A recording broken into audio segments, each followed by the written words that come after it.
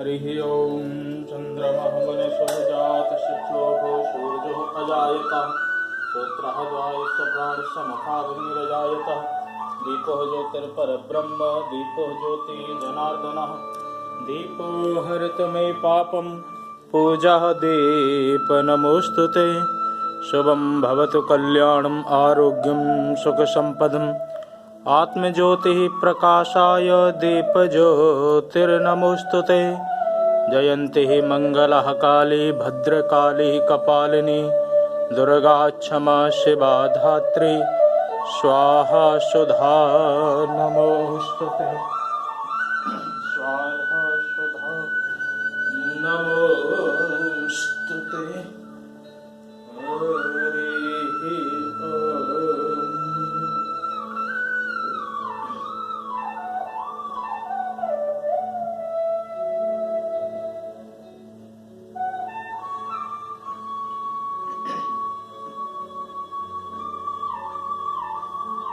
ध्येयं सदा परिभवनमभीष्टदोहम् तीर्थास्पदं शिवविरञ्चनुतं शरण्यं भृत्यार्तिहं प्रणतपालभवाब्धिपोतं वन्दे महापुरुषते चरणारविन्दं वंशे विभूषितकरान्नवनीरदाभागं पीताम्बरधरुणबिम्बफलाधरोष्टां पूर्णेन्दुसुन्दरमुखादरविन्दनेत्रां कृष्णात् परं किमपि तत्त्वमहं न जाने नारायणं नमस्कृत्यं नरं चैव नरोत्तमं देवीं सरस्वतीं व्यासं ततो जयमुदीरयेत भक्ति भक्त भगवन्त गुरु चतुर नाम बपुएक इनके पग बंधन किए सुनाशत विघ्न अनेक आये हनुमंत विराजिए कथा कहूँ मति अनुसार प्रेम भरी गादी धरूं सुबिराजिए पवने कुमार सुबिराजिए पवने कुमार। बोल कृष्ण कन्हैया लाल की जय, राजा रामचंद्र भगवान की जय, पवन सुत हनुमान की जय, उमापति महादेव की जय, सभी देवी देवताओं की जय, और एकादशी महारानी की जय। जय जय श्री राधे, जय जय श्री राधे, जय जय श्री राधे श्याम। परम मंगल में परात्पर अकारण करुणालय भक्ति वांछा कल्पतरु तदिंदित विनिंदित श्री बाल कृष्ण लाल के पाद पद्मों में प्रणाम करते हुए आज के एकादशी की कथा में प्रवेश करें, जो कि आज जया एकादशी के नाम से जानी जाती है। जया एकादशी माघ शुक्ल पक्ष के माघ महीने के शुक्ल पक्ष में आती है। इस जया एकादशी का बहुत ही बड़ा महत्व है।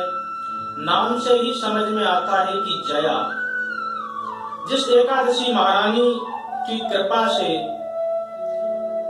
व्यक्ति के जीवन में जय जयकार, व्यक्ति का यश बढ़ जाए, व्यक्ति की कीर्ति बढ़ जाए, व्यक्ति की संसार में जय जयकार हो जाए, इसी का नाम है जया एकादशी।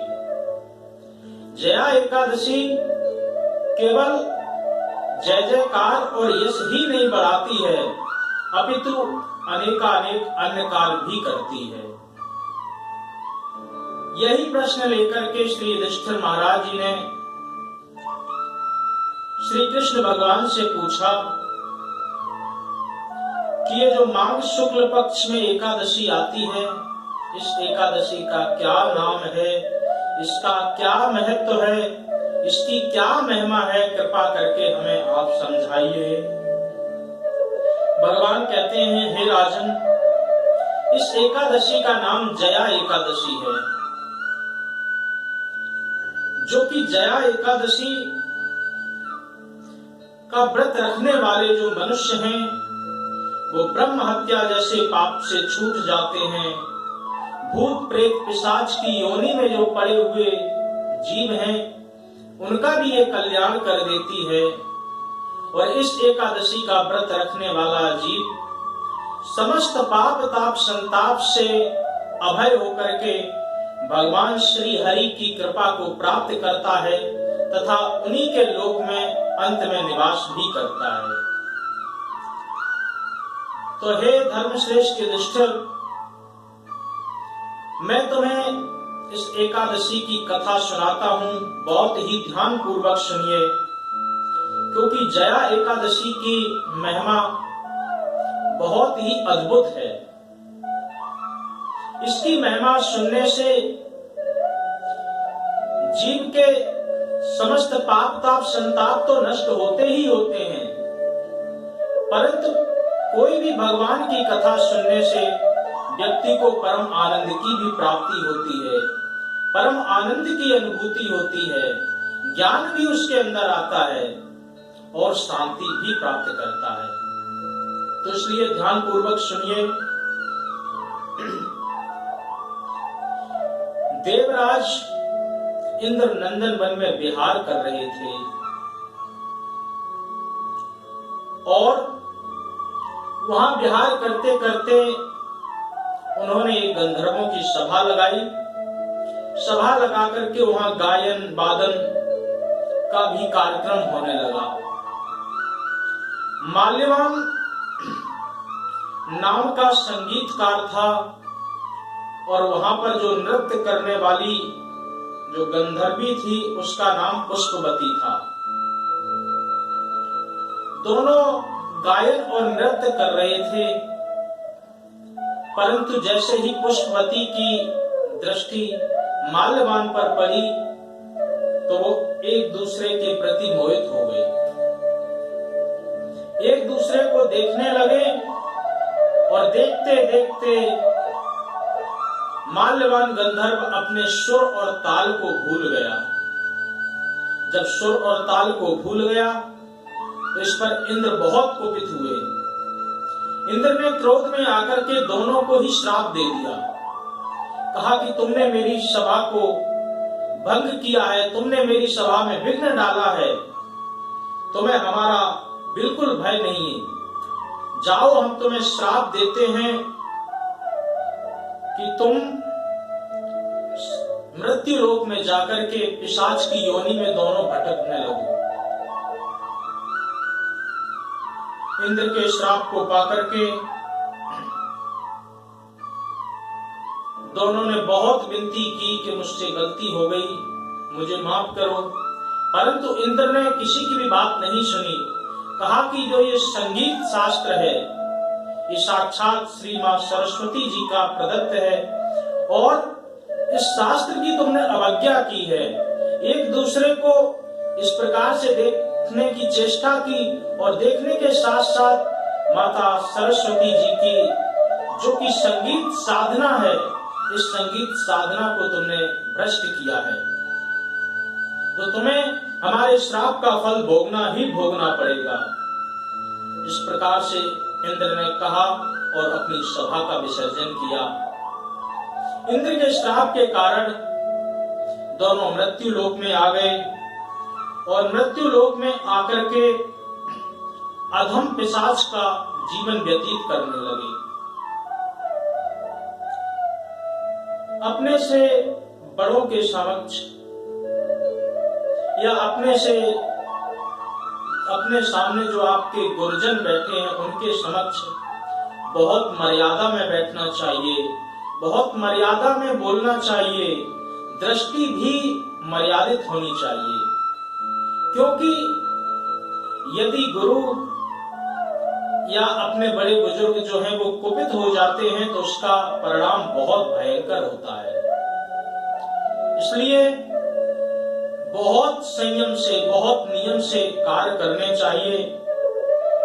अब दोनों श्राप के वशीभूत होकर के मृत्यु लोक में कभी इधर जा रहे, कभी उधर जा रहे, जो कुछ भी खाने को मिलता है पत्ता फूल उन्हीं का आहार कर लेते हैं और आहार करते कभी इस वृक्ष के नीचे जीवन व्यतीत करते हैं, कभी उस वृक्ष के नीचे जीवन व्यतीत करते हैं। दोनों की बहुत दयनीय दशा हो गई, बहुत दयनीय दशा कई वर्ष तक भोगते रहे।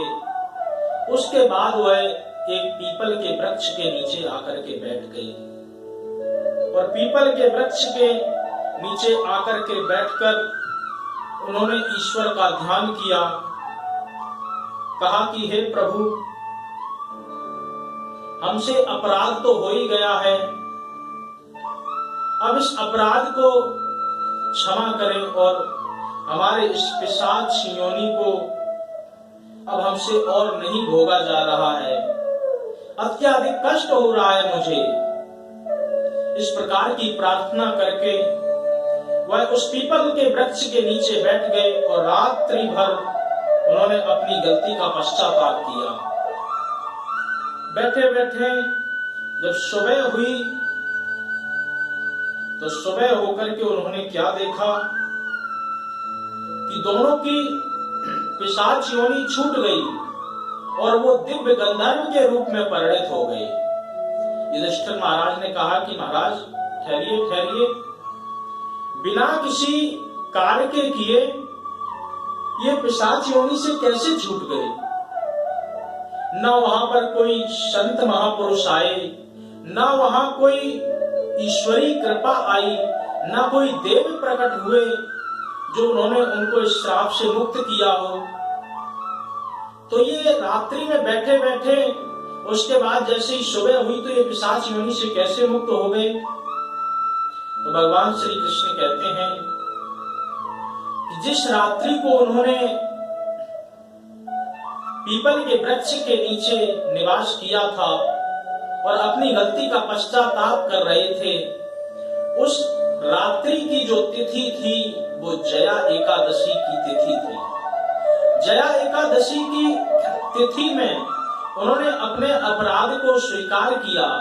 स्वीकार करने के बाद उसका पश्चाताप किया और भगवान के विषय में वो पूरी रात्रि चिंतन करने लगे और इस प्रकार से उनको वहां पर खाने को भी कुछ नहीं मिला। तो अनजाने में ही उनको एकादशी के व्रत का भी फल मिला। एकादशी में जो उन्होंने भगवत चिंतन किया तो भगवान की पूजा का भी फल मिला और भगवान की पूजा का फल मिलने के साथ ही साथ एकादशी महारानी की ऐसी कृपा हुई कि उनकी तिथि में अनजाने में इन्होंने भगवान की पूजा की, भगवान का व्रत रखा तो उनकी पिशाच योनि छूट गई। बोल एकादशी महारानी की जय। और वो एक दिव्य गंधर्व के रूप में परिणत हुए। इसलिए भगवान की कृपा जब होती है तो बड़े से बड़े पाप से सहज ही छुटकारा मिल जाता है। तो सहज छुटकारा मिलकर के भगवान के वैकुंठ में, भगवान के धाम को वह व्यक्ति प्राप्त कर लेता है। परंतु उसके लिए भगवान की शरण में हमें जाना पड़ता है। तो भगवान की शरण में व्यक्ति को जाने के लिए क्या करना चाहिए? भगवान की शरण में जाने के लिए विशेष 6 प्रकार की शरणागति बताई गई है। यदि कोई व्यक्ति भगवान की शरण में जाना चाहता है, परमात्मा को अपनाना चाहता है, तो 6 ऐसे मार्ग बतलाए गए हैं जिनसे वह परमात्मा की शरण को, परमात्मा की शरणागति को प्राप्त कर सकता है। तो आनुकूलेन संकल्पा, वो 6 ये नियम है। आनुकूलेन संकल्पः प्रातिकूलस्य वर्जनम् रक्षस्यतीति विश्वासो गोत्रत्वं वर्णं तथा आत्मनित्येक कार्पण्यं षड्विधा शरणागति। 6 प्रकार की शरणागति है। पहला है आनुकूलेन संकल्पा, परमात्मा की शरण में जब भी व्यक्ति जाए, जब भी जीव जाए, तो सबसे पहले संकल्प ले कि हे प्रभु, हम सदा आपके अनुकूल बन करके रहेंगे, हम सदा आपकी अनुकूलता में रहने का प्रयास करेंगे। अनुकूलता में व्यक्ति कब रहता है, कोई किसी के अनुकूल कब रहेगा? बोले जब उसकी वो बात मानेगा। तो परमात्मा की बात हमें माननी चाहिए। परमात्मा कहते हैं कि सदा सत्य बोलो, सत्यम वद, धर्मम चरा। बड़े बुजुर्गों की मात्र देवो भव, पितृ देवो भव, आचार्य देवो भव, ब्राह्मण देवो भव, आदि आदि ये सब भगवान के ही तो वचन हैं, जो कि शास्त्रों में लिखे हुए हैं। और वो शास्त्र सब प्रमाणित हैं। तस्मात् शास्त्र प्रमाणन्ते कार्याकार्य विवक्षितौ। क्या करना चाहिए, क्या नहीं करना चाहिए, सब शास्त्रों में वर्णित है। और ये शास्त्र परमात्मा की ही वाणी है, तो इसलिए शास्त्रों पर विश्वास करना चाहिए। और विश्वास करने के साथ साथ में परमात्मा के अनुकूल बनने का व्यक्ति संकल्प ले। तो दूसरा है प्रातिकूलस्य वर्जनम, जो भगवान के प्रतिकूल हो, जो भगवान को अच्छा ना लगता हो, ऐसा काम व्यक्ति ना करे। भगवान को क्या अच्छा नहीं लगता? बोले छल कपट, भेदभाव, इस प्रकार का जो आचरण है वो भगवान को बिल्कुल अच्छा नहीं लगता है। भगवान को तो निर्मल केवल मन अच्छा लगता है। मन में भी अगर छल कपट है तो भगवान बिल्कुल स्वीकार नहीं करते हैं। इसीलिए गोस्वामी तुलसीदास जी कहते हैं, निर्मल मन जन सो मोहि पावा, मोहि कपट छल छिद्र न भावा। परमात्मा को तो केवल और केवल निर्मल मन ही अच्छा लगता है। छल कपट, कपट का मतलब कुत्सितम पटः च कपटा, काला वस्त्र यदि किसी के आंखों के सामने डाल दिया जाए तो देख नहीं सकता। इसी प्रकार से कपट रूपी जो चादर है वो व्यक्ति जब अपने आगे डाल लेता है या वो माया के द्वारा जब पड़ जाती है तो वो सच्चाई को देख नहीं पाता है। क्या सत्य है, क्या असत्य है, क्या उचित है, क्या अनुचित है, इसका उसको विवेक नहीं रहता है। इसलिए इस प्रकार के छल कपट को परमात्मा कभी भी स्वीकार नहीं करते हैं। तो आनुकूलेन संकल्पः प्रातिकूलस्य वर्जनम्, जो प्रतिकूल है उसका सदैव वर्जन करना चाहिए, उसको कभी भी धारण नहीं करना चाहिए। तीसरा है रक्षस्यतीति विश्वासो, परमात्मा पर हमें विश्वास होना चाहिए कि परमात्मा सदा सर्वदा हमारी रक्षा करेंगे। परमात्मा सदा सर्वदा रक्षा हमारी कब करेंगे? जब हमें परमात्मा के ऊपर पूरा विश्वास होगा। हमें परमात्मा के ऊपर तनिक भी विश्वास नहीं है, जितना कि हम बाहर की वस्तुओं पर विश्वास कर लेते हैं उतना भी परमात्मा पर हम विश्वास नहीं करते हैं। संसार में बहुत सी ऐसी चीजें हैं जो कि विश्वास के योग्य नहीं है, फिर भी हम विश्वास करते हैं। आप नाई के दुकान पर बैठे हैं शेविंग करवाने के लिए, वो नाई छुरे को आपके गले पर चला रहा है और आप आराम से शांति से बैठे हैं। क्यों? क्योंकि आपका उस पर विश्वास है। इसी प्रकार से आपने ट्रेन में रिजर्वेशन करा लिया या प्लेन की टिकट करवा ली और ट्रेन में रिजर्वेशन करवाने के बाद आप आराम से सो करके जा रहे हैं, क्योंकि आपको विश्वास है वो ट्रेन सुबह वहां पर पहुंच जाएगी। अब रास्ते में एक्सीडेंट हो जाए, क्या हो जाए, किसी को पता नहीं, परंतु आपको ट्रेन पर पूरा विश्वास है। आप प्लेन में टिकट लेकर के बैठ गए कि प्लेन दूसरे दिन वहां पर पहुंच जाएगा।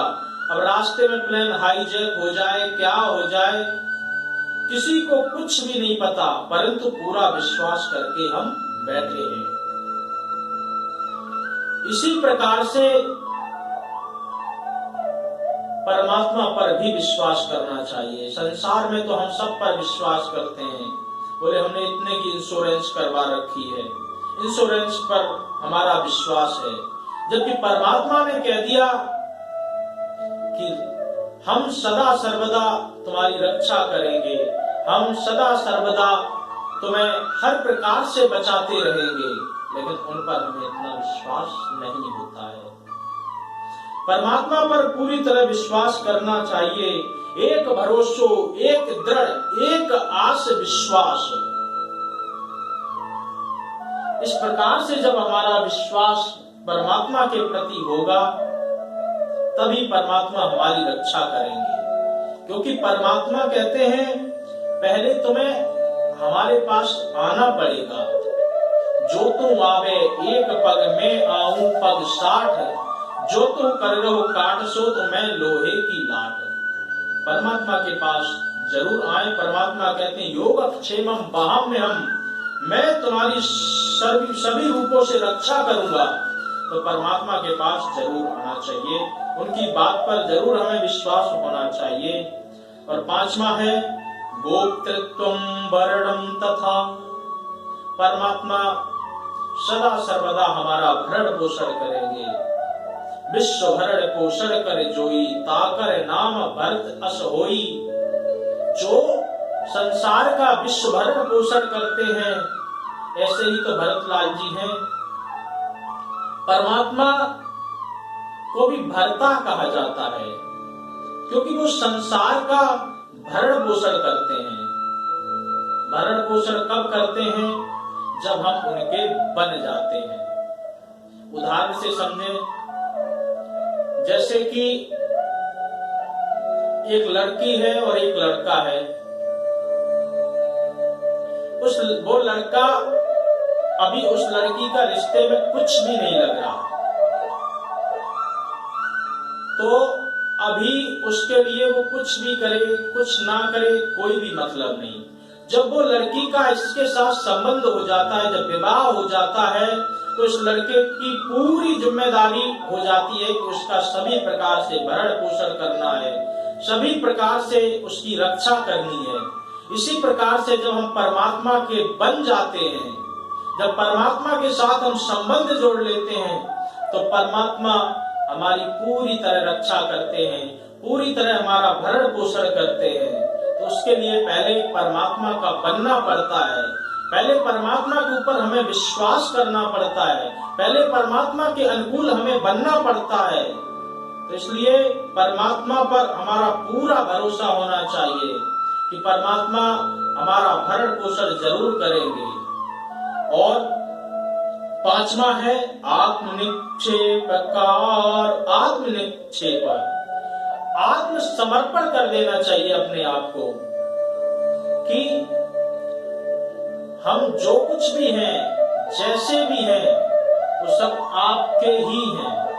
हम आपके ही अंश हैं, आपके ही अंश से प्रकट हुए। क्योंकि परमात्मा कहते हैं ईशावास्यमिदं सर्वम यत्किंचित् जगत्याम जगत्, ये जितना भी संसार है ये ईश्वर का ही अंश है। ममैवांशो जीवलोके जीवभूता सनातना, जो भी इस संसार में है वो सब मेरा ही अंश है, मेरा ही स्वरूप है। इसलिए हम सब परमात्मा के अंश हैं। तो हमें अपने आप को परमात्मा के प्रति समर्पण भाव जरूर कर देना चाहिए। जब हम परमात्मा के प्रति समर्पण भाव करेंगे तो परमात्मा हमारे ऊपर कृपा भी करेंगे, और छठवां है कि कार्पण्यम, कार्पण्यता का जो है ना, अपने अंदर ऐसा भाव करना चाहिए कि हम छोटे से भी छोटे हैं, अहंकार से बिल्कुल शून्य हैं। परमात्मा को यदि प्राप्त करना चाहते हो तो बोले कितने छोटे बनना पड़ेगा? राई के 20 हिस्सा, तामे ते भी 20 और तामे ते आधे रहो तब मिले हैं जगदीश। एक राई के दाने के 20 हिस्सा कर लो, उस हिस्से के भी 20 हिस्से कर लो और वासे भी नन्हे रहो, जब उससे भी छोटे हो जाओगे तब परमात्मा की कृपा मिलेगी। इसलिए परमात्मा की कृपा व्यक्ति यदि पाना चाहता है तो अपने अंदर नित्यानुसंधान करना चाहिए कि हम छोटे से भी तृणादपि शूनीचैव, छोटे से भी छोटे हैं हम। क्योंकि जब ऐसा व्यक्ति भाव मन में करेगा तो ऐसे मन में भाव होने के कारण उसको अंदर कोई भी प्रकार का, किसी भी प्रकार का अहंकार नहीं होगा। जब उसके अंदर कोई अहंकार नहीं होगा तो परमात्मा उस पर रीत जाएंगे, परमात्मा उस पर कृपा कर देंगे। षड्विधा शरणागति, ये 6 प्रकार की शरणागति है। आनुकूलेन संकल्पः प्रातिकूलस्य वर्जनम् रक्षस्यति इति विश्वासो गोप्तत्वं वरणं तथा आत्मनिक्षेप कार्पण्यम षड्विधा शरणागति। ये 6 प्रकार की शरणागति जब व्यक्ति अपना लेता है तो परमात्मा की कृपा उसको सहज ही प्राप्त हो जाती है। परमात्मा की कृपा सहज प्राप्त करने के लिए ये सबसे अच्छा साधन है। हम सबसे पहले तो परमात्मा के अनुकूल रहें। अनुकूल होना बहुत जरूरी है, क्योंकि जब कोई किसी के अनुकूल होता है तो वो प्रसन्नता से उसको सब कुछ दे देता है। यदि बेटा बाप के अनुकूल ना हो तो भले ही वो उसकी संपत्ति का मालिक है, कि बाप के बाद में बेटे का ही अधिकार होता है संपत्ति पर, परंतु फिर भी जरूरी नहीं कि बाप उसको संपत्ति दे। यदि अनुकूल चलेगा तभी बाप उसको संपत्ति देगा। इसी प्रकार से 3 प्रकार के बेटे होते हैं। सबसे पहला बोले उत्तमम चिंतनम कुर्यात्। सबसे पहली अनुकूलता क्या है? बोले कि जो उत्तम, सबसे उत्तम क्या है कि कोई भी यदि पिता बेटे से काम के लिए कहे, उसके कहने से पहले ही बेटा यदि उस पिता का काम कर दे तो बोले वो सबसे पहली अनुकूलता है, सबसे उत्तम चीज है। और दूसरा प्रोक्तकारी तु मध्यमा। दूसरे प्रकार का अनुकूलता क्या है? दूसरे प्रकार की अनुकूलता है कि काम तो करता है परंतु कहने पर ही करता है, जबकि उसको पता भी है कि ये काम मुझे ही करना पड़ेगा। उसके बाद भी इंतजार करता रहता कि पिताजी कहेंगे तभी हम ये काम करेंगे। तो दूसरे प्रकार की अनुकूलता यही है कि कहने के बाद काम करता है। तीसरा अधमो अश्रद्धया कुर्यात्। अधम और घोर अश्रद्धा के साथ जो काम करता है। तो पिताजी ने कहा कि बेटा बहुत जोर से प्यास लगी, जरा पानी पिला देते हैं। पहले तो सुना ही नहीं, दोबारा फिर कहा तो जैसे तैसे पांव पटकते हुए अंदर गया और पानी का लोटा भर करके लाके वहीं ऐसे पटक दिया। कहा कि लो पी लो, तो हमेशा प्यासे ही बने रहते हो। इस प्रकार की अश्रद्धा है, घोर अश्रद्धा। अधमो अश्रद्धया कुर्यात् अकारो चरितम पितु। कहते हैं कि अश्रद्धा के बाद जो सबसे निकृष्ट अनुकूलता की स्थिति है, बोले कि कुछ भी कहे, कोई भी कुछ कहे, अकरतो चरितम पितु, वो किसी भी प्रकार से उनके पिता के बात कायम के आचरण का पालन बिल्कुल नहीं करता है। तो इसलिए अनुकूलता तभी है कि परमात्मा की हम जब शरणागति ले, जब उनके अनुकूल हम बने, तो परमात्मा के अनुकूल बनने के बाद में हमें प्रयास करते रहना चाहिए कि परमात्मा को जो चीजें अच्छी नहीं लगती हैं उनकी तरफ हम ना जाएं, जो परमात्मा को अच्छा लगता है उन्हें रिझाने का हम प्रयास करते रहें। आप उदाहरण के तौर पर देख सकते हैं, जितने भी बड़े बड़े महापुरुष हुए, जितने भी बड़े बड़े भक्त हुए, उन्होंने परमात्मा की शरणागति ली है और उनके अनुकूल जो कार्य होते हैं उन्हीं अनुकूल कार्यों को वो करते हैं। भक्त प्रहलाद की पूरी निष्ठा थी, ध्रुव जी का भी पूरा विश्वास था कि परमात्मा हमारे पास आएंगे। अनेकानेक ऐसे संत महापुरुष हुए हैं, अनेकानेक ऐसे भक्त हुए हैं जो परमात्मा की शरणागति एक बार ग्रहण की तो पूरी तरह विश्वास रखा, तो परमात्मा को भी वहां पर आना पड़ता है। तो इसी प्रकार से हम भी परमात्मा की शरणागति को ग्रहण करें और परमात्मा की शरणागति को जो व्यक्ति ग्रहण कर लेता है उस पर परमात्मा की कृपा अवश्य होती है। तो इसी प्रकार से दोनों पिशाचों का शरीर छूट गया, क्योंकि परमात्मा की कृपा हो गई, परमात्मा की वो शरण में आ गए। और परमात्मा की जब शरण में जो व्यक्ति आ जाता है तो परमात्मा उस पर कृपा किए बिना रह ही नहीं पाते हैं। दोनों का पिशाच शरीर छूट गया, सुंदर वस्त्राभूषण अलंकृत पहन करके स्वर्ग लोक को उन्होंने प्रस्थान किया। उसी समय आकाश में देवता और गंधर्व उनकी स्तुति करने लगे, उन पर पुष्प वर्षा करने लगे। स्वर्ग लोक में जाकर के जब उन्होंने इंद्र को प्रणाम किया तो इंद्र भी देख करके हक्के बक्के रह गए कि इतना सुंदर शरीर तुम्हें कैसे प्राप्त हो गया, तुम तो अभी हमारे श्राप के कारण 50 योनि में भटकना था तुम्हें। तो उन्होंने सारी बात बताई कि इस प्रकार से हम उससे अनजाने से, जैसे यहाँ पाप हुआ था उसी प्रकार से हमने उस मृत्यु लोक में अनजाने में ऐसा पुण्य कर दिया। उस पुण्य प्रबल के प्रताप से, उस एकादशी तिथि के प्रभाव से, परमात्मा के चिंतन के प्रभाव से मेरा पिशाच शरीर छूट गया और मुझे ये दिव्य शरीर प्राप्त हुआ। बोल भक्त वत्सल भगवान की जय। इंद्र भी देख करके बहुत आश्चर्यचकित हुए और परमपिता परमात्मा को बहुत बहुत साधुवाद धन्यवाद करने लगे। परमपिता परमात्मा की कृपा अपने अंदर भी स्वीकारने लगे कि परमात्मा से बड़ी कोई शक्ति नहीं है। इसलिए भगवान कहते हैं, हे युधिष्ठिर, जो भी इस जया एकादशी का विधिवत रूप से व्रत करता है और व्रत करने के बाद भगवान की विधिवत रूप से पूजा करता है, तो अभी तुमने सुना कि वो पिशाच जैसी भयंकर योनि से तो मुक्त हो ही जाता है। इसी के साथ साथ उसके जीवन में जितने भी किए हुए पाप ताप संताप हैं वो सब नष्ट हो जाते हैं। और वैसे जो ताप हैं ये 3 प्रकार के होते हैं, दैहिक, दैविक और भौतिक।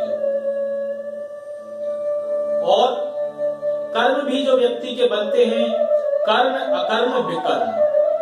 तो सबसे पहले ताप की यदि चर्चा की जाए तो ताप 3 प्रकार के होते हैं, दैहिक ताप, दैविक ताप और भौतिक ताप। दैहिक ताप क्या है?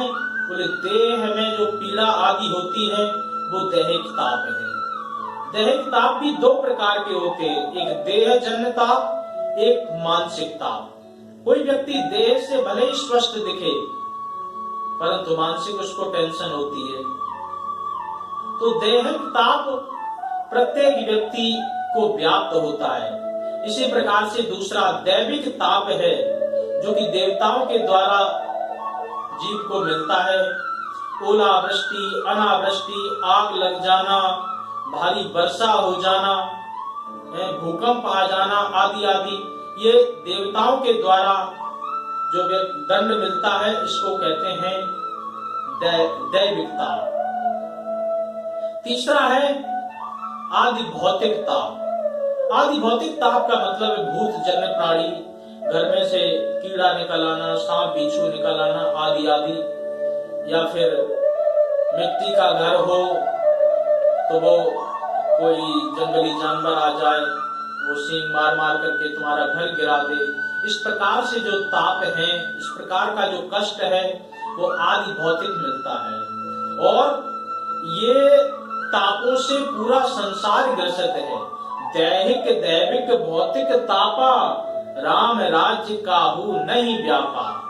पूरा संसार ग्रसित है, परंतु जो परमात्मा की शरणागति ग्रहण करते हैं, जो परमात्मा के दास बन जाते हैं, उनको फिर इस प्रकार के तापों का कोई खतरा नहीं रहता, कोई भय नहीं रहता है। बाद बाकी सारा संसार दुखी है, कोई तन दुखी, कोई मन दुखी, कोई धन बिन रहत उदास, थोड़े थोड़े सब दुखी, सुखी राम के दास। राम के दास कभी ना होवे उदास, बाकी सब हताश। इसलिए जो भी राम की शरणागति ग्रहण करता है, जो भी भगवान की शरणागति ग्रहण करता है, उसको फिर किसी प्रकार का ताप संताप नहीं रहता है और वो समस्त कर्मों से निर्लिप्त हो जाता है। परमात्मा की कृपा से उनके सहज धाम को प्राप्त करता है। तो भगवान कहते हैं युधिष्ठिर महाराज, इस एकादशी की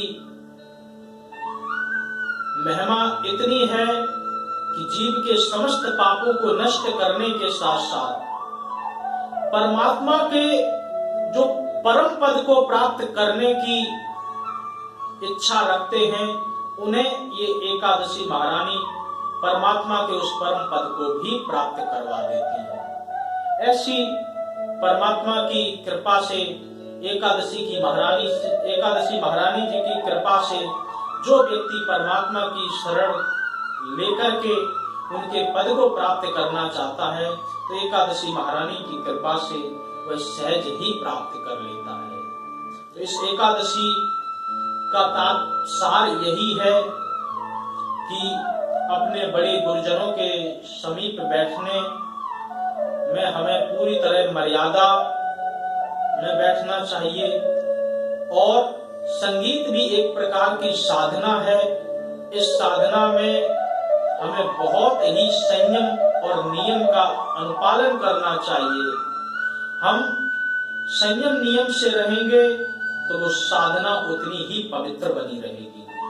और अपने गुरुजनों का सम्मान करते रहना चाहिए, उनके कभी कोप का भाजक नहीं बने। यदि अपराध हो भी जाए तो परमात्मा की शरण ले लें, क्योंकि परमात्मा की शरण लेने से आपने अभी साक्षात सुना कि किस प्रकार से पिशाच योनि से भी वो सहज ही मुक्त हो गए। इसलिए परमात्मा की जब शरण लेते हैं तो परमात्मा बड़े से बड़े कष्टों को, बड़े से बड़े ताप संतापों को सभी को नष्ट कर देते हैं और जीव को परम गति भी प्रदान करा देते हैं। तो एकादशी महारानी की कृपा से समस्त जीव अपने परम लक्ष्य को पाएं। संसार में जो यश की कामना रखता है उसको यश प्राप्त होता है, जो भोग की कामना रखता है उसे भोग प्राप्त होता है, जो मोक्ष की कामना रखता है उसको मोक्ष प्राप्त होता है, जो रूप की कामना रखता है उसको एकादशी महारानी की कृपा से रूप भी प्राप्त होता है। तो इस प्रकार से एकादशी महारानी की कृपा समस्त जीवों पर व्याप्त रहे, समस्त जीव उसका लाभ उठाएं और एकादशी महारानी की शरण में सभी व्यक्ति आएं और आकर के एकादशी महारानी की कृपा को जरूर अपने जीवन में धारण करें और जीवन में धारण करके सहज ही अपने जीवन को सतमार्ग की ओर लेकर के जाएं, क्योंकि एकादशी महारानी की कृपा से सभी समस्त जीवों का सहज ही उद्धार हो जाता है। व्रतों में सबसे श्रेष्ठ एकादशी है। तो एकादशी का व्रत व्यक्ति को अवश्य करना चाहिए। एकादशी का व्रत यदि व्यक्ति पूरे मनोयोग से करेगा, पूरे मनोभाव से करेगा, तो उसको परमात्मा की प्राप्ति होगी, परमात्मा के वैकुंठ की प्राप्ति होगी और सहज ही अपने जीवन में वह आने वाले संकटों को निवारण कर सकेगा। इसलिए एकादशी की शरण में प्रत्येक व्यक्ति आए।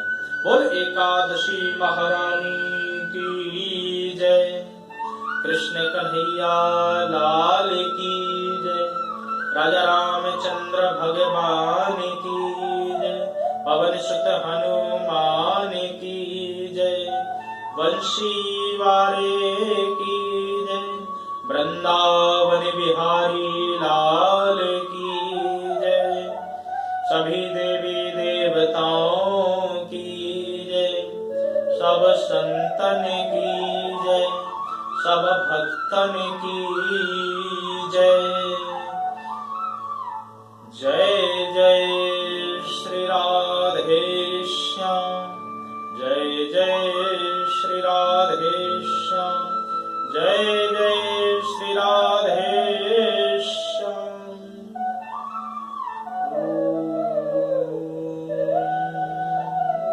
पूर्णमदः पूर्णमिदं पूर्णात् पूर्णमुदच्यते पूर्णस्य